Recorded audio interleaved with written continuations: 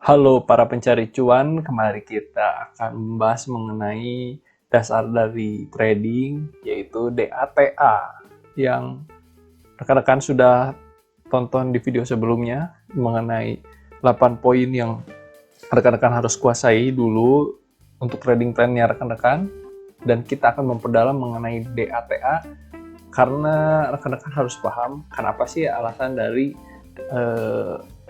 kita harus memiliki trading plan yang baik dan benar. DATA kita singkat dari singkatan dana dingin, amankan budget, tentukan stop loss dan take profit, serta awasi risk and reward ratio. Dana dingin, kembali lagi kita tekankan bahwa pastikan rekan-rekan memiliki dana yang memang digunakan hanya untuk trading saja, bukan uang bulanan, karena pada saat uang bulanan itu perlu, maka harus langsung ditarik. Apabila loss, maka rekan-rekan akan bingung karena uang bulanan rekan-rekan akan berkurang. Dan misalnya profit, pertanyaannya apakah sudah maksimal? Kalau misalnya belum maksimal, maka rekan-rekan akan kehilangan profit yang seharusnya rekan-rekan dapatkan. Ini adalah salah satu ilustrasi kenapa kita harus tidak menggunakan dana bulanan. Sebagai contoh, misalnya rekan-rekan membeli di posisi September nih, posisi September rekan-rekan membelinya, dan di akhir Oktober, di awal Oktober, rekan-rekan harus menjualnya, posisi sedang rugi, oke? Atau misalnya rekan-rekan sedang membeli di posisi sekarang nih, posisi Oktober, dan di akhir November, di awal November, rekan-rekan harus menjualnya. Apakah profitnya sudah maksimal? Ternyata tidak. Rekan-rekan seharusnya bisa menahannya hingga posisi di sini dan itu adalah profit yang lebih maksimal. Oke, selanjutnya rekan-rekan misalnya mencoba berinvestasi lagi. Misalnya posisi di sini. Posisi di sini dan pada saat posisi sedang naik dan rekan-rekan menjualnya di awal Februari, ternyata profitnya belum maksimal. Oke, profitnya belum maksimal. Rekan-rekan membeli di sini profitnya belum maksimal. Ternyata bisa profit lebih tinggi lagi. Oke, jadi hati-hati apabila rekan-rekan menggunakan dana dingin, akhirnya rekan-rekan terpaksa harus menarik dana tersebut. Rekan-rekan terpaksa untuk menggunakan dana tersebut yang mengakibatkan profit atau loss itu harus ditelan mentah-mentah apapun yang terjadi. Apabila lossnya belum maksimal, rekan-rekan akan rugi kesempatan. Dan kalau misalnya rekan-rekan ternyata sedang rugi, rekan-rekan tidak akan mendapatkan keuntungan gitu ya. Modal atau uang bulanan rekan-rekan akan berkurang. Selanjutnya adalah amankan budget. Bagi 10 kalau saran dari kami. Oke, kalau misalnya rekan-rekan membagi budgetnya rekan-rekan dari 100%, rekan-rekan membagi menjadi 10 dan ternyata dari 10 posisi yang rekan-rekan ambil, 2 dari 10 tersebut itu loss, rekan-rekan masih profit 80% gitu ya.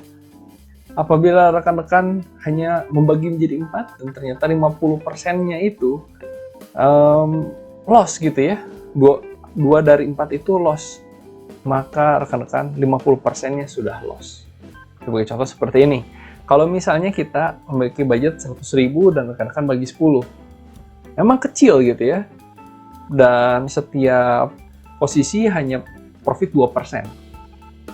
Maka rekan-rekan akan mendapatkan 2%, 2%, 2%, 2%, 2%, tetapi terjadi kerugian nih, misalnya 1%.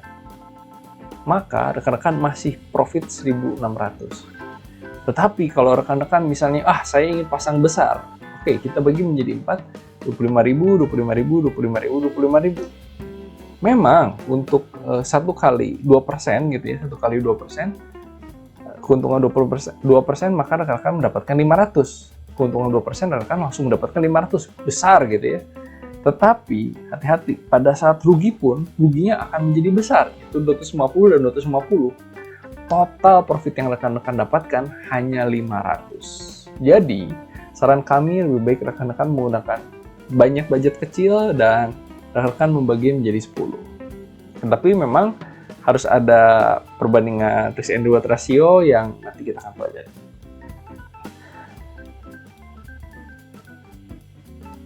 Yang selanjutnya adalah tentukan stop loss atau take profitnya ya. Oke, yang kalau take profit saya yakin rekan-rekan pasti sudah menentukan, jangan sampai floating profit gitu ya. Karena kalau sudah floating profit ternyata turun lagi malah rugi gitu kan. Nah, kalau misalnya profit silahkan profit sesuai dengan targetnya rekan-rekan, tetapi yang paling penting dari segalanya adalah stop loss. Oke, misalnya rekan-rekan membeli di harga 30-100 di sini posisi garis kuning ini, terus rekan-rekan memiliki stop loss di 28.900. Rekan-rekan rugi 1.200, betul sekali. Tetapi perhatikan, apabila rekan-rekan tidak memasang stop loss, terjadi penurunan yang sangat dalam, ruginya bukan hanya 1.200, terus rugi sampai 8.900. Ruginya sangat besar sekali rekan-rekan, hati-hati. Jadi, perhatikan, kalau misalnya rekan-rekan memasang stop loss, rekan-rekan sedang mencegah kerugian yang semakin mendalam. Jadi, kalau misalnya rekan-rekan pikir, ini stop loss itu pasti ya. Kalau misalnya saya tidak memasang stop loss, berarti kan saya belum rugi, Pak. Betul. Tetapi, kalau misalnya rekan-rekan diamkan, maka nilai dari dana yang rekan-rekan pasang di sana akan semakin turun dan semakin turun dan semakin turun. Oke, itu menyebabkan kerugian yang sangat besar, dan apabila rekan-rekan membutuhkannya, sedang panik dan rekan-rekan bingung, rekan-rekan akan mengambil kerugian yang sebesar ini. Tentu ini akan sangat menyakitkan ya. Nah, selanjutnya, kenapa sih kita harus pasang stop loss? Hati-hati. Misalnya kita memiliki dana 100 dan kita rugi 5%, atau kita pasang stop loss 5%, maka dana kita berkurang menjadi 95. Oke. Untuk menjadi ke 100 lagi, maka dibutuhkan keuntungan dari 95, misalnya kita alokasikan, investasikan semuanya, untuk mendapatkan profit sampai 5,3%, baru rekan-rekan bisa mendapatkan 100 atau balik modal. Jadi intinya adalah semakin rekan-rekan memasang stop loss makin dalam, maka rekan-rekan harus berusaha semakin besar, perhatikan, semakin besar untuk balik modal. Oke, kita contohkan ke yang selanjutnya. Kalau misalnya rekan-rekan memiliki modal 100, ternyata rekan-rekan memasang stop loss 10%, maka modal rekan-rekan menjadi 90. Lalu, rekan-rekan untuk mendapatkan kembali ke 100, rekan-rekan harus memiliki profit 11,1%. Oke, kalau yang sebelumnya rugi 5%, rekan-rekan hanya membutuhkan 5,3%, 0,3%. Tapi kalau rekan-rekan rugi 10%, maka rekan-rekan harus memiliki profit 11,1% untuk kembali ke 100. Hanya untuk balik modal, dan nilai investasi yang rekan-rekan alokasikan ini belum untung. Oke, jadi perhatikan, jangan memasang stop loss terlalu dalam, karena apabila rugi, maka rekan-rekan untuk balik modalnya saja harus memiliki profit yang sangat besar sekali. Kita ambil yang ekstrim, misalnya 50%. Kenapa sih 100%? Ya, kalau misalnya rekan-rekan memiliki dana 100 dan rekan-rekan memiliki rugi 50%, yaitu dana rekan-rekan menjadi 50%. Apa artinya? Rekan-rekan harus profit 100% untuk bisa mendapatkan 100. Alias, rekan-rekan harus mendapatkan 50 lagi untuk mendapatkan 100. Dan selanjutnya, hal itu akan sangat merugikan kalau misalnya rekan-rekan tidak menggunakan trading plan dengan baik, dan semakin dalam, maka dana yang rekan-rekan miliki akan semakin susah untuk kembali modal, apalagi untuk profit. Yang selanjutnya adalah opportunity cost. Opportunity cost ini adalah seperti ini.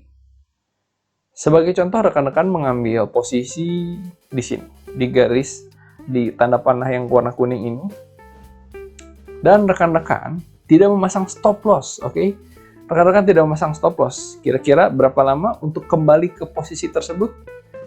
Dari bulan Maret, April, Mei, Juni, Juli. Agustus, September, Oktober, November, dan kira-kira hampir ke Desember, rekan-rekan membutuhkan kurang lebih 9 bulan untuk kembali ke posisi tersebut dan dana rekan-rekan kembali normal. Mengerikan sekali. Jadi rekan-rekan, dana rekan-rekan terus merah, kembali berkurang terus, dan membutuhkan sekitar 9 bulan untuk mendapatkan dana tersebut kembali. Memang kalau misalnya kita tidak cut loss atau stop loss, dana kita tidak hilang, tetapi kita memiliki rugi waktu.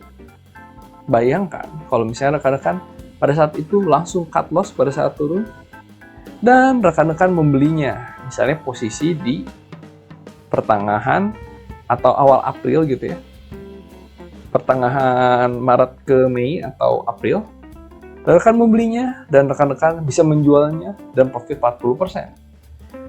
Rekan-rekan selanjutnya posisinya sudah turun, rekan-rekan ambil profit atau misalnya rekan-rekan cut loss gitu ya.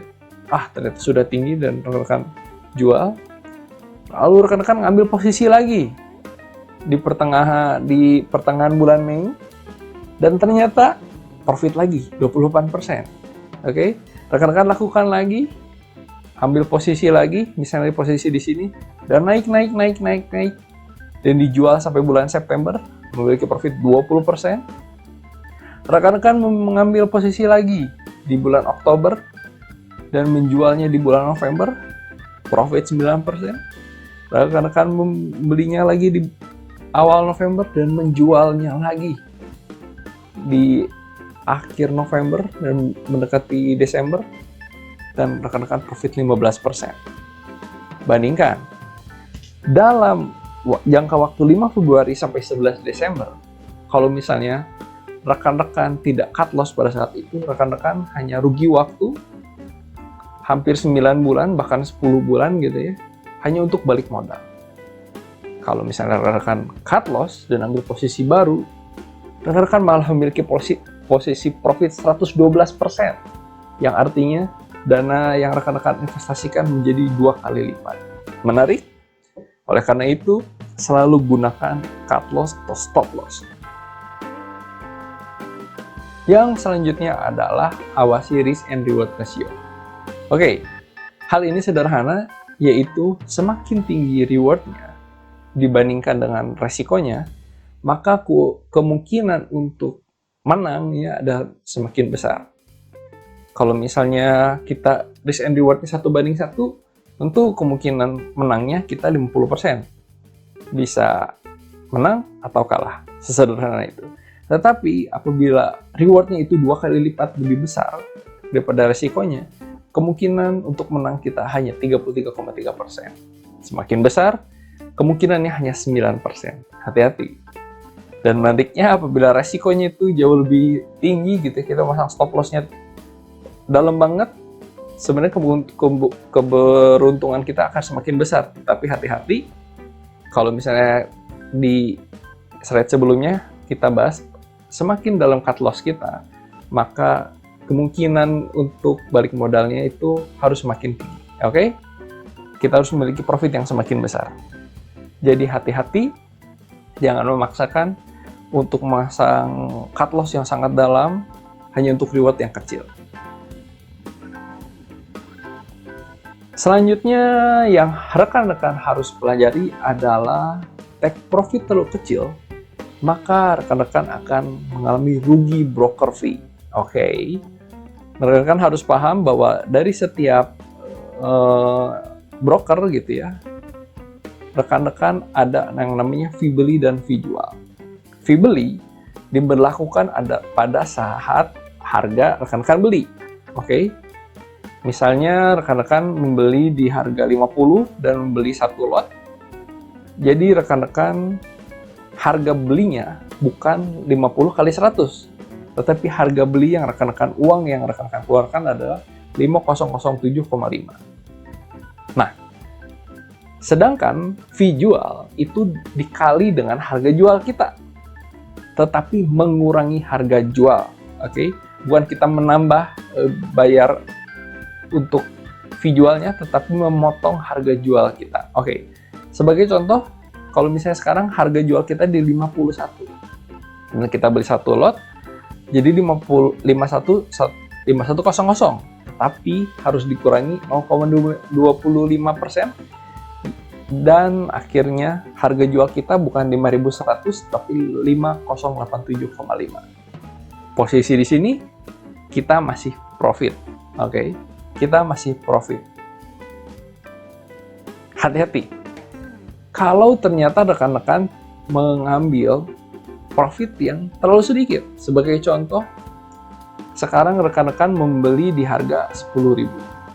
Lalu membeli satu lot, rekan-rekan kembali pada saat membelinya, rekan-rekan berarti membeli di harga 1.001.500. Tetapi pada saat rekan-rekan jual, rekan-rekan menjual dengan harga 10.025. Oke.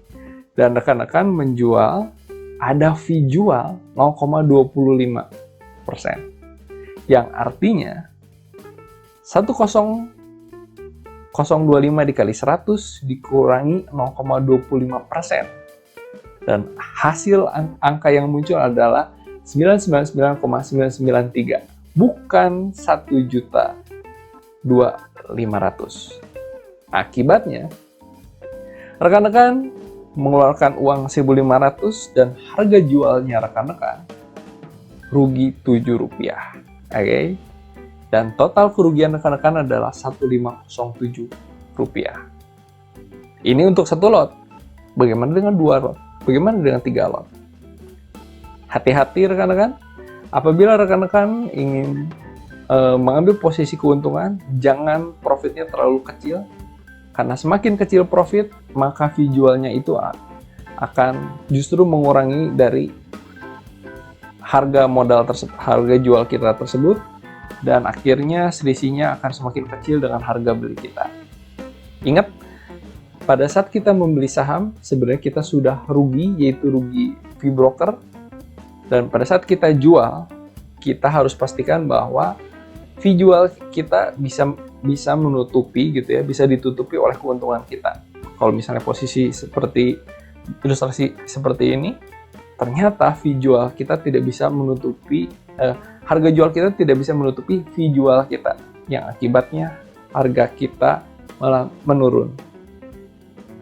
Oke, itu adalah sedikit informasi mengenai trading plan. Saya yakin rekan-rekan memiliki trading plan yang kuat, dan rekan-rekan harus gunakan trading plan dengan tepat.